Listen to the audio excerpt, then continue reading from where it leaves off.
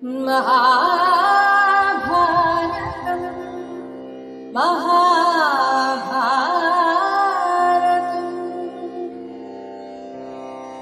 यदा यदा हि धर्मस्य ग्लानिर्भवति भारत अभ्युत्थानमधर्मस्य तदात्मानं सृजाम्यहम्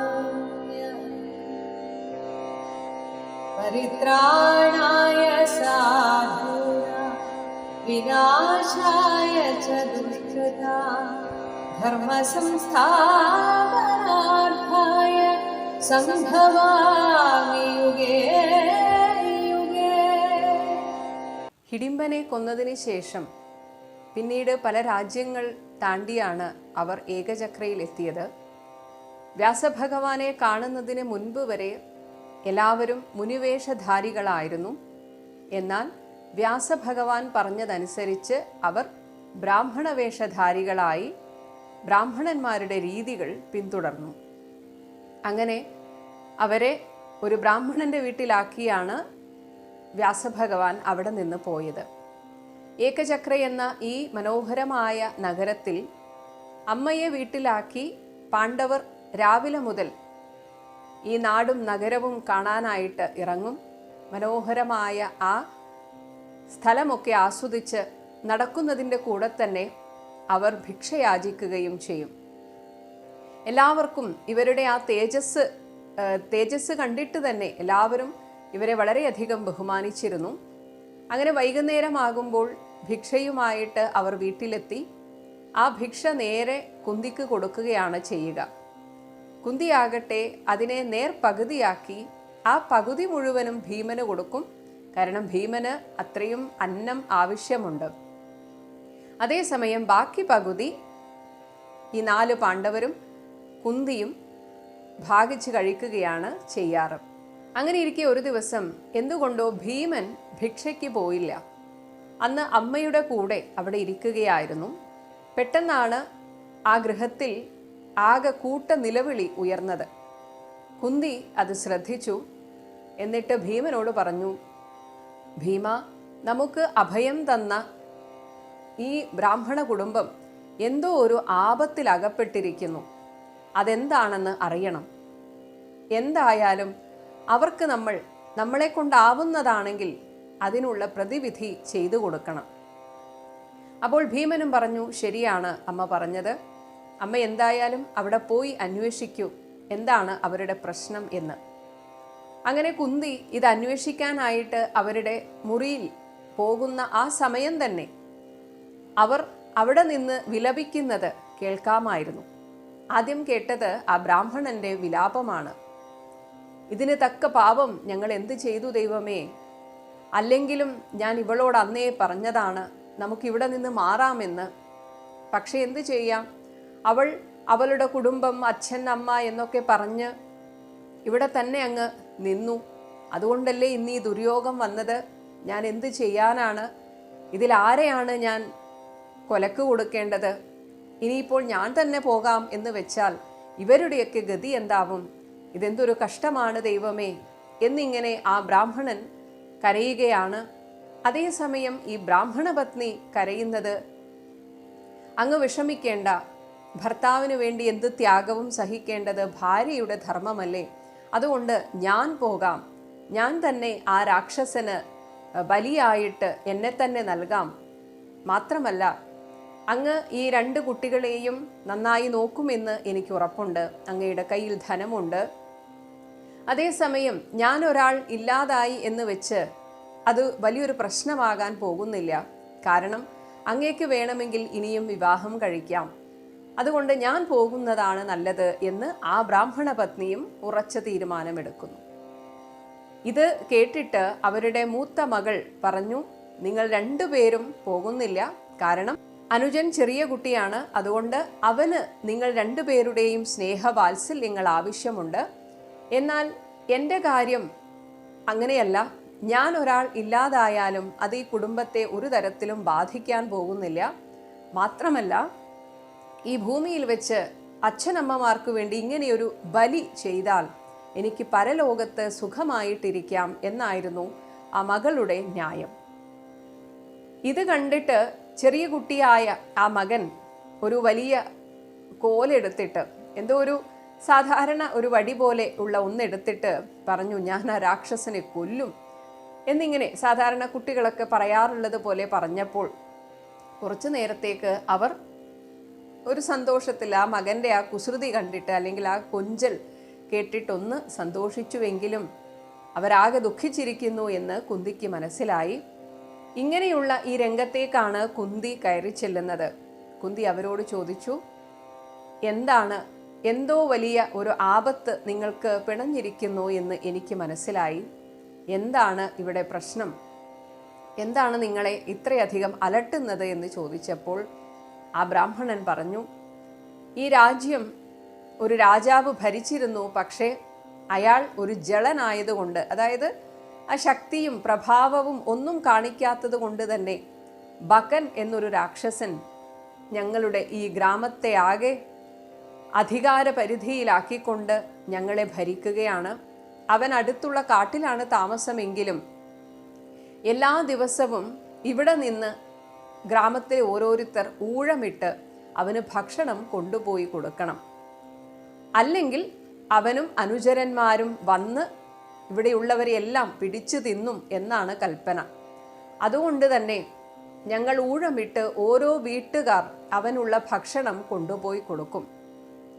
ഒരു കാളവണ്ടി നിറയെ ചോറ്, 2 പോത്ത്, അതിൻ്റെ കൂടെ ഇതാരാണോ കൊണ്ടുപോയി കൊടുക്കുന്നത് ആ ആളെയും അവൻ ഭക്ഷിക്കും. ഇതാണ് അവൻ്റെ രീതി. ഇങ്ങനെ ഇത്തവണത്തെ ഊഴം ഈ കുടുംബത്തിനാണ്. ഞങ്ങളിൽ ആർക്കും തന്നെ പോകാൻ ധൈര്യം വരുന്നില്ല. എന്നാൽ പോകാതിരുന്നാൽ ആ രാക്ഷസൻ ഞങ്ങളെയെല്ലാം കൊല്ലും. ഇനി അല്ലെങ്കിൽ ഒരു വഴിയുണ്ട്, ആരെയെങ്കിലും പണം കൊടുത്ത് ഏൽപ്പിക്കാം. പക്ഷെ അതിനുള്ള വക പോലും ഞങ്ങൾക്കില്ല. അതുകൊണ്ട് തന്നെ ഞങ്ങൾ എല്ലാവരും ഒന്നുകിൽ ആത്മഹത്യ ചെയ്യണം, അല്ലെങ്കിൽ ആ രാക്ഷസന് ഞങ്ങൾ എല്ലാവരെയും ബലി കൊടുക്കണം.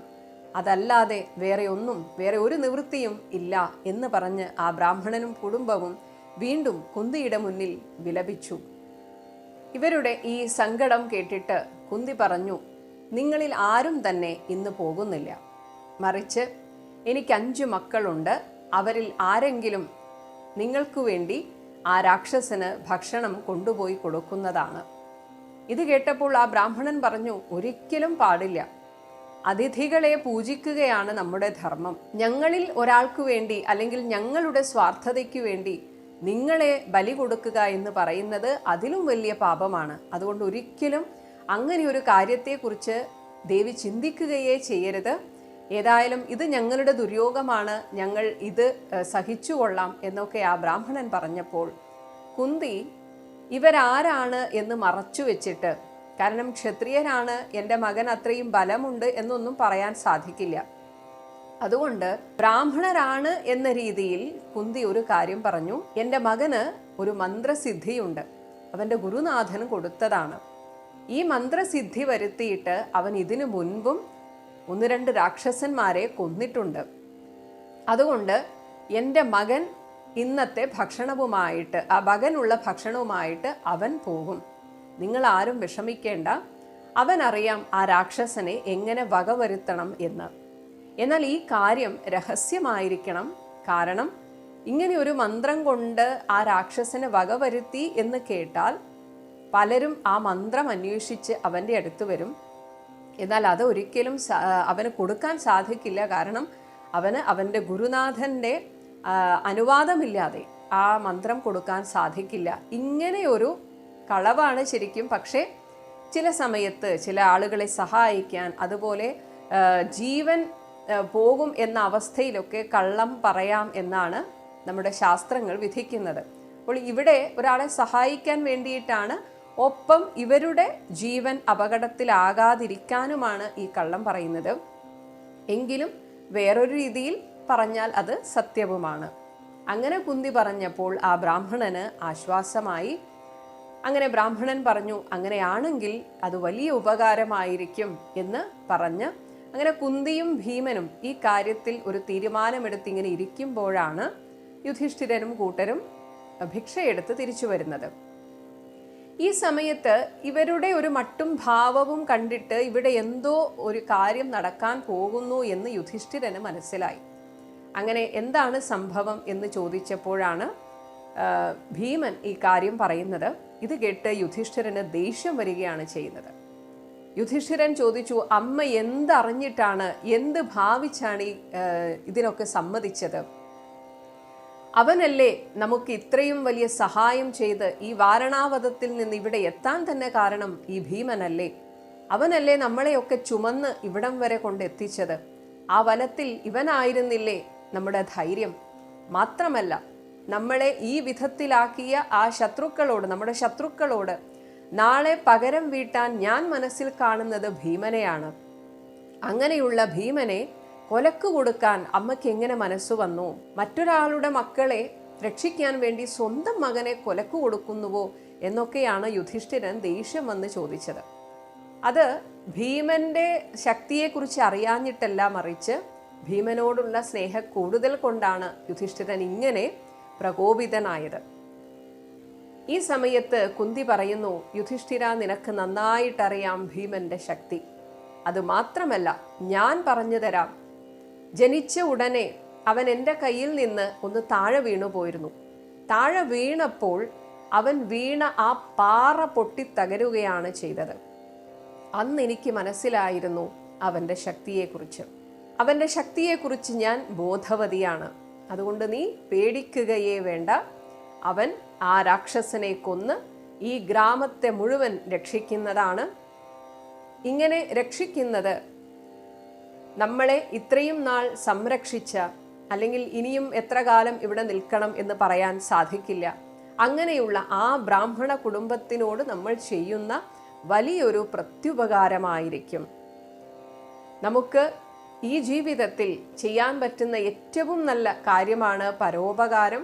അതിൽ തന്നെ പ്രത്യുപകാരമാണെങ്കിൽ അതിലും വലിയൊരു ധർമ്മം വേറെയില്ല എന്നൊക്കെ കുന്തി പറഞ്ഞപ്പോൾ അങ്ങനെയെങ്കിൽ ശരി എന്ന് യുധിഷ്ഠിരനും സമ്മതിക്കുന്നു. അങ്ങനെ പിറ്റേ ദിവസം രാവിലെ തന്നെ ഭീമൻ ഒരു വണ്ടി നിറയെ ചോറും കറികളും പോത്തുമൊക്കെ ആയിട്ട് കാട്ടിലേക്ക് പുറപ്പെട്ടു. ഒരു പക്ഷേ കുറേ ദൂരം കാട്ടിലേക്ക് സഞ്ചരിക്കാൻ ഉണ്ടാകണം. അങ്ങനെ ഏകദേശം സന്ധ്യയോടടുത്തപ്പോഴാണ് ആ കാട്ടിൽ എത്തുന്നത്. അവിടെ എത്തിക്കഴിഞ്ഞിട്ട് ഭീമൻ ഈ ചോറൊക്കെ ഉരുളയാക്കി തൻ്റെ മുന്നിൽ തന്നെ അങ്ങനെ വെച്ചിട്ട് ഉച്ചത്തിൽ വിളിക്കുകയാണ്, എടാ ബഗ, വരൂ, നിന്റെ ചോറ് തയ്യാറായിരിക്കുന്നു എന്ന് പറഞ്ഞ് വിളിച്ചപ്പോൾ ഇത് കേട്ടിട്ട് തന്നെ ഭഗന് ദേഷ്യം വന്നു. കാരണം അതുവരെ ആരും ഭഗനെ പേരെടുത്ത് വിളിച്ചിട്ടില്ല. ഇതാരാണ് എന്നെ ഇങ്ങനെ പേരെടുത്ത് വിളിക്കാൻ എന്ന ദേഷ്യത്തിൽ വന്ന് നോക്കുമ്പോൾ കാണുന്നത് ഈ ഭീമൻ ഭഗന് കൊണ്ടുവന്ന ചോറൊക്കെ ഉരുട്ടി ഉരുട്ടി തിന്നുന്നതാണ്. ഇതും കൂടെ കണ്ടപ്പോൾ ഭഗന് കൂടുതൽ കോപമുണ്ടായി. അങ്ങനെ ഓടി വന്ന് ചോദിക്കുകയാണ്, ആർക്കാടാ ഇത്ര തിരക്ക്? യമപുരത്തേക്ക് പോകാൻ ആർക്കാണ് ഇത്ര ധൃതി എന്ന് ചോദിച്ചുകൊണ്ടാണ് ആ ഭഗൻ വരുന്നത്.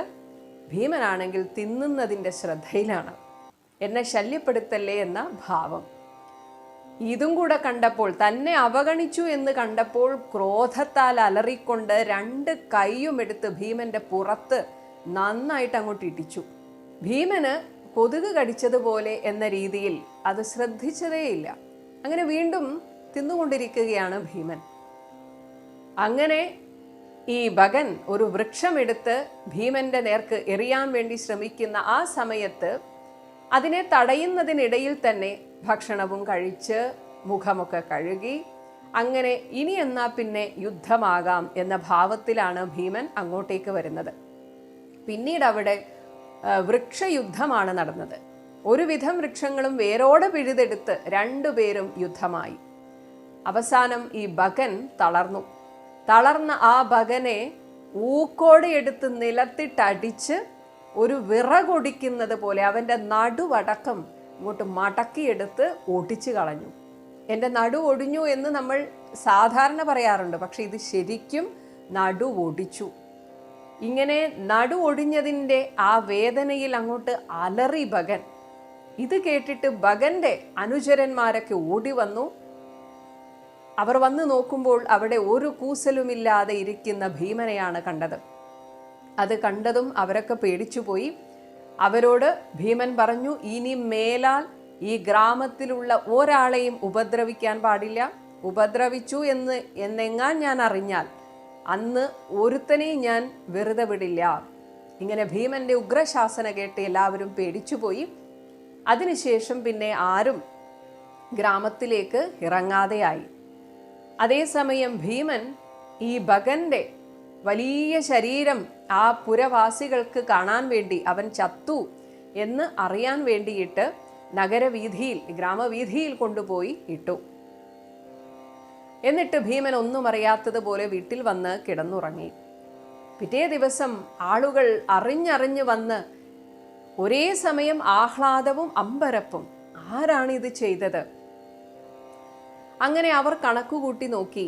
ഇത്തവണ ആർക്കായിരുന്നു ഈ ഭക്ഷണം കൊണ്ടുപോയി കൊടുക്കാനുള്ള ഊഴമെന്ന് അവർ കണക്കുകൂട്ടിയപ്പോൾ ഈ ബ്രാഹ്മണന്റെ വീട്ടിൽ നിന്നാണ് കൊണ്ടുപോകേണ്ടത് എന്ന് അവർക്ക് മനസ്സിലായിട്ട് അവരെല്ലാവരും ഓടി ബ്രാഹ്മണന്റെ വീട്ടിൽ വന്നു. അപ്പോൾ അവർ ചോദിച്ചു, ആ ഭഗൻ ചത്തു മലച്ചത് കാണുന്നു, എന്താണ് സംഭവിച്ചത്? നിങ്ങളുടെ വീട്ടിൽ നിന്നാണോ ഭക്ഷണം കൊണ്ടുപോയത്? ആരാണ് കൊണ്ടുപോയത് എന്നൊക്കെ ചോദിച്ചപ്പോൾ ബ്രാഹ്മണൻ പറഞ്ഞു, അത് എൻ്റെ പ്രാർത്ഥനയുടെ ഫലമായിട്ട് ഇന്നലെ ഒരു ബ്രാഹ്മണൻ, ഒരുപാട് മന്ത്രവിദ്യകളൊക്കെ അറിയാവുന്ന ഒരു ബ്രാഹ്മണൻ ഈ വീട്ടിൽ വന്നിരുന്നു. ഞങ്ങളുടെ സങ്കടം കണ്ടിട്ട് അദ്ദേഹമാണ് ഈ ഭക്ഷണവും കൊണ്ട് പോയത്.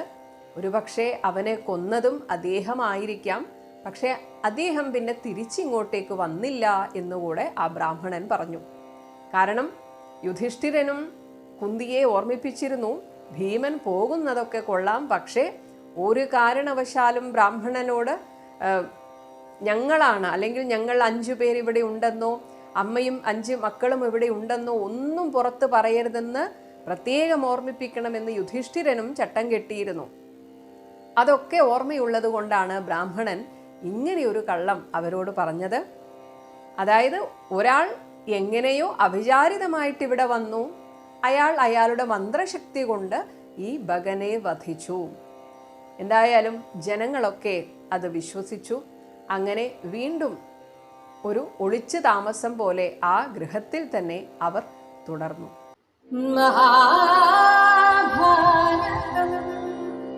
മഹാഭാരതം